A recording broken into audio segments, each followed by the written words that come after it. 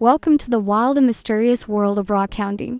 Are you ready to uncover the hidden treasures waiting to be discovered beneath the waves?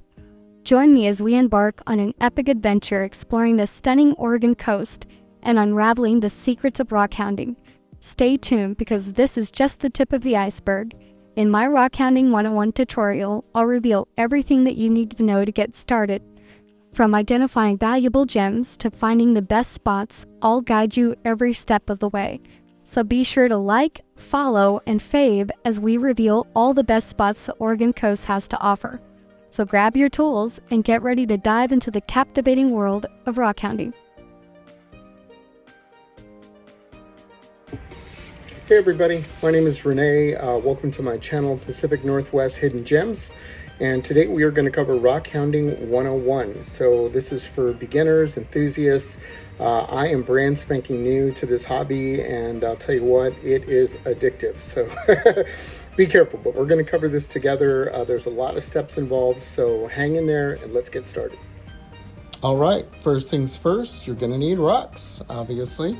So this is a brand new batch, just recently hounded at the Oregon coast.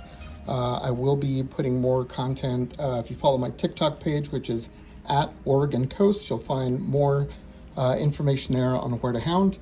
Some really great spots locally. So again, rocks number one.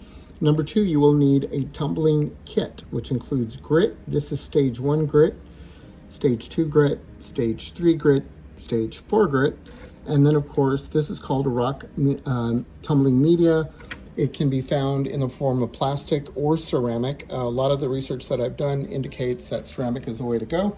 And then last but not least, the most important part is you'll need yourself a good tumbler. I found this little guy on OfferUp, got a great deal on it. It does have 2 chambers, so you can do more than one at the same time or in different stages. So let's get started.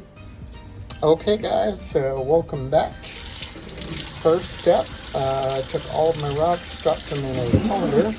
So you're going to want to give them a good rinse. You want to get off all that superficial dirt from the beach or rivers or whatever that you pounded your rocks from. Again, happy to share some really good spots. Looks like there's quite a bit of really good stuff in here. So be sure and give that a good rinse. Step 1. And then we're just going to kind of sort it. You want to make sure that when you begin your first tumble, that you do so in a manner where you're getting even softness on the tumble. So we're going to talk a little bit about that and why that's important. Okay guys, so like I said, here is all the stones together, rinsed. And so what I want to do now is sort them, and I want to be careful how I sort them.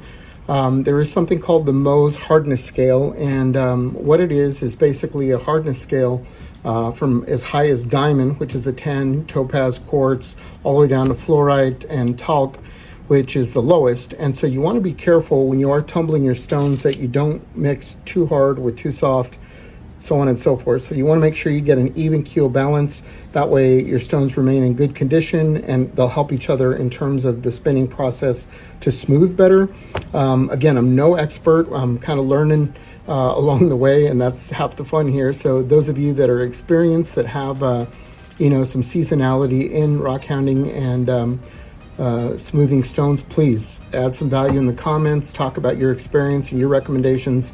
We're in this thing together, right? Okay guys, so as you can see here, I mean, there are some really, really big stones. Obviously, you do not want to mix the huge ones. And I've got a bunch of smaller ones here as well, right? There's a lot of agates that I was able to locate. And we don't want those to be obliterated, right? So we want to be really careful not to mix the really big ones with some of the smaller ones. So let me sort through these. We're going to come right back and I'll show you basically once it's all sorted what it's supposed to look like. Okay guys, so I was able to separate the 2 kind of categories here. These are my larger rocks, and pro tip, you don't want to include anything that's got holes in it. This can be detrimental for some of the grit will get caught in there and kind of potentially ruin your batch. So what I did was I took the smaller ones, again, paying attention to the Mohs scale. A lot of these sit between about 5 and 7 in hardness. You don't want them any bigger than about 2 inches. Some of these are really, really small, so I'll probably chuck some of those. but you want to make sure that they do fit in the barrel 2/3 of the way full in order for optimal results. Okay guys, so I went ahead and filled this. It's a little bit more than half the way full. It's recommended at least have 3/4 of the way, so I'm going to kind of gamble on this batch. It looks pretty good to me, and so now it's ready for the next part, which is putting in your stage 1 grit. So again, you grab your stage 1, make sure you have a kit, and we're going to do 3 tablespoons. All right, so we're going to do 1, 2, and 3.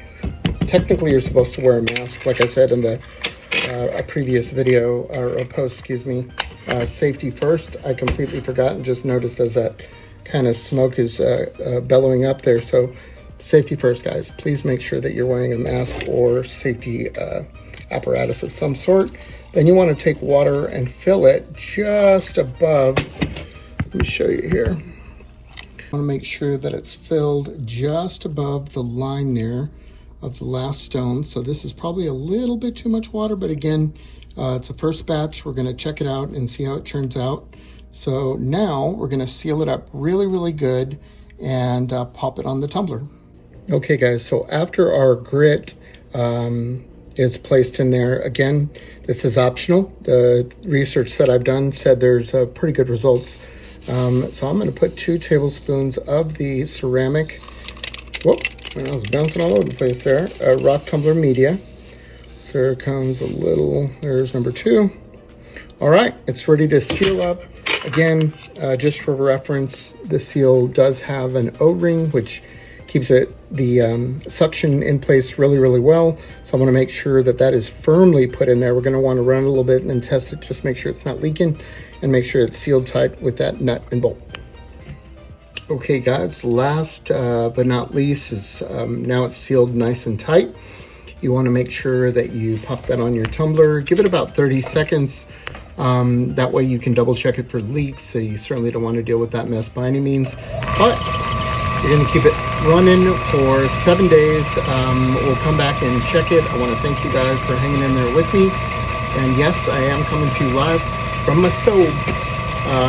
It's a perfect backdrop because it's black. I figured it'd be easier to see the stones. So thank you for joining me in my studio today, and we'll see you next week.